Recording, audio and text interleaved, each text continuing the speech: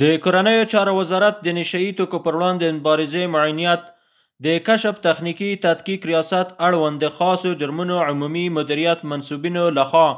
د کابل ښار 18مې ناحیې له مربوطاتو څخه د یو لړ پلټونکو عملیاتو پر مهال په زیاته اندازه نشه یي توکي کشف او نیول شوي دي. په اړه یې د کشف تخنیکي تدقیق رئیس داسې وایي: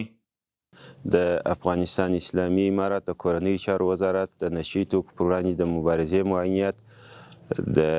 کشف او تخنیکي تدقیق ریاست اړوند د کشف جرایم خاص مدیریت منصوبینو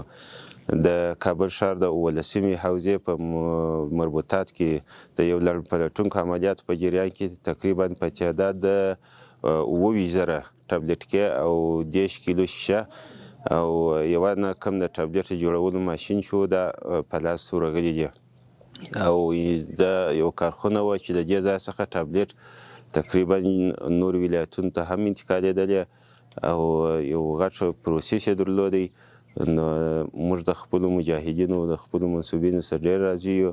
نو د نور ښه خدمت کولو توفیق هم ورته غواړو.